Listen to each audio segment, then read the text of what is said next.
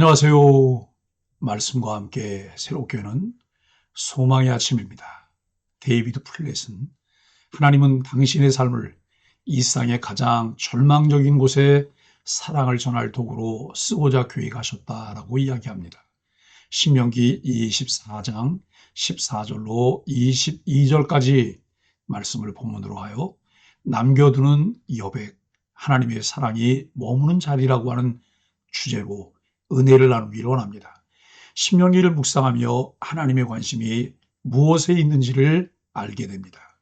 이 땅에 하나님의 나라가 실현되는 일에 관심이 있으시며 선택된 그의 백성들에게서 그 일을 이루시길 원하십니다. 우리는 신명기 24장 1절로 13절 말씀을 통해 하나님의 공의와 사랑이 가정과 이웃을 어떻게 지켜야 하는지 배웠습니다. 하나님은 이혼과 재혼, 신혼의 배려, 전당물에 대한 규례를 통해 하나님의 백성은 생명을 살리는 선택을 해야 한다고 가르치셨습니다. 지난 본문 말씀을 어떻게 실천하셨습니까? 가족에게 더 따뜻한 말을 건네셨나요? 어떤 약자를 향해 나눔의 손을 내미셨나요? 오늘 본문은 이 흐름에 따라 하나님께서 언약 백성에게 가난하고 약한 자를 어떻게 대해야 하는지를 매우 구체적으로 가르치십니다. 우리는 말씀 속에서 그분의 마음이 어디에 머물고 있는지 확인하게 됩니다. 하나님은 이스라엘 백성에게 애굽에서 종살이하던 시절을 기억하고 객과 고아와 과부를 돌봐주라고 명하십니다.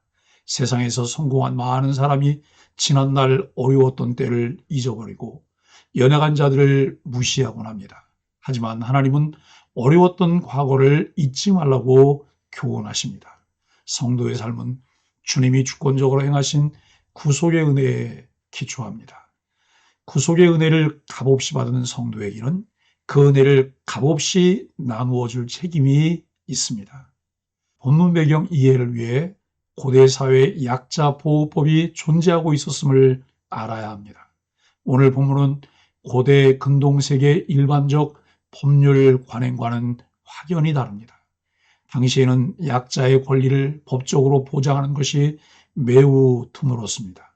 하루 벌어 하루를 사는 품꾼이 품삯을 받지 못하거나 고아와 과부가 재판에서 불이익을 당하는 일은 다반사였습니다. 그러나 하나님은 신명기에서 철저히 약자를 보호하십니다. 신명기 주석가 크레이그 에반스는 하나님의 온 약자를 위한 정의이며 곧 회복의 은혜이다라고 설명합니다. 하나님은 출애굽한 백성에게 자신들이 과거 애굽에서 종이었음을 기억하게 하시며 그 기억을 자비의 행동으로 연결시키십니다. 신앙과 삶은 하나님에 대한 바른 이해와 말씀에 대한 의존이 결정합니다. 첫째, 곤궁한 품꾼의 품삯을 당일에 주라고 말씀합니다. 해가 지기 전에 그 품삯을 주라는 명령은 단순한 급여 지급을 넘어 생존의 문제입니다. 하나님은 임금 체불을 죄라고까지 단호히 선언하십니다. 하나님은 노동자의 땀방울이 정직하게 보상받기를 원하십니다. 하루 벌어서 그날 가족의 생계를 이어가는 노동자들의 입장에서 그들의 수고의 대가를 지불하도록 하셨습니다. 그리스도인 기업인들이 성경의 가르침이 기준이라는 인식을 갖고 말씀을 따라야 합니다. 나는 정직하게 거래하고 내가 감당하는 관계 속에서 약자를 배려하고 있습니까? 둘째, 죄는 각 사람이 책임진다고 말씀합니다. 아버지의 죄로 아들이 죽임을 당하지 말며 자식의 죄로 아버지를 죽이지 말라고 말씀합니다. 이는 공동체 속에서도 개인의 도덕적 책임을 분명히 하신 혁명적인 가르침입니다. 이것은 신약의 복음, 곧 회개와 구원의 원리와 깊이 연결됩니다. 우리는 신앙의 책임을 타인에게 전가하거나 세대 간 탓으로 돌리지 말고 자신 앞에 놓인 회개의 자리를 분명히 지켜야 합니다. 셋째, 나그네 고아 과부를 억울하게 하지 말라고 말씀합니다. 이들은 당시 사회에 보호받지 못한 존재들이었습니다. 하나님은 그들의 송사를 억울하게 하지 말라 하십니다. 이유는 단순합니다. 너희도 애굽에서 종되었고 하나님이 너희를 속량하셨기 때문입니다. 나는 하나님의 은혜를 어떻게 기억하고 있습니까? 은혜의 기억은 오늘 내가 타인을 대하는 방식에 영향을 미치고 있습니까?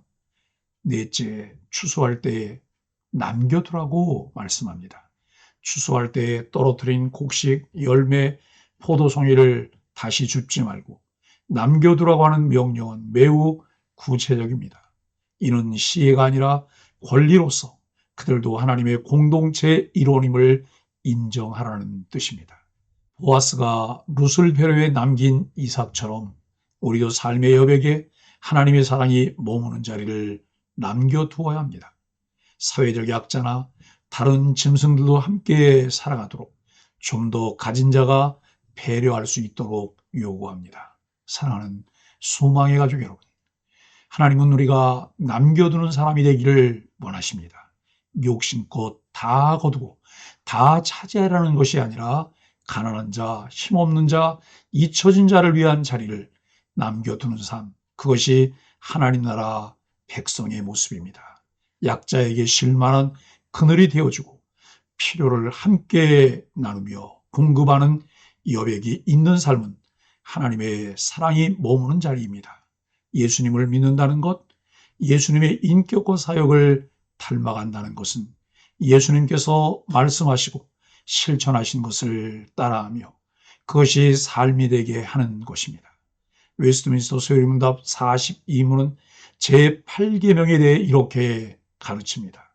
자기와 남의 부와 상태를 공의롭고 자비롭게 증진시키기 위하여 필요한 일을 힘써야 한다라고 이야기합니다. 하이델베르그 요리문답 111문도 하나님은 우리가 이웃의 유익을 도모하며 우리가 대접받고자 하는 대로 그에게 행하길 원하신다고 말합니다. 그렇습니다. 하나님은 사랑이 머무는 자리를 만들라고 말씀하십니다. 오늘 말씀은 우리에게 묻습니다. 너는 삶 속에서 무엇을 남겨두고 있느냐? 시간, 마음의 여유, 수입, 식탁의 자리. 우리는 무엇을 누구를 위해 남겨두고 있습니까? 하나님은 그 여백에 당신의 사랑이 머물기를 원하십니다. 이미 받은 은혜의 기억이 자비의 실천으로 우리 안에, 우리 공동체 안에 머물며 교회의 담장을 넘어 지역사회와 열방을 향하게 하는 소망의 가족들이 되기를 예수 그리스도 이름으로 간절히 축복합니다. 함께 소망의 아침 기도를 드립니다. 권고하여 눈물 짓는 이를 돌아볼 수 있는 부드러운 마음을 주옵소서. 죄의 종이었던 저를 구원하시고 풍성한 삶을 누리게 하신 주님을 기억하며 저 자신을 위해 더 높이 쌓으려는 욕심을 버리게 하여 주옵소서. 남겨두고 나눠주는 사랑의 통로가 되게 하여 주옵소서. 예수님의 이름으로 간절히 기도합니다. 아멘.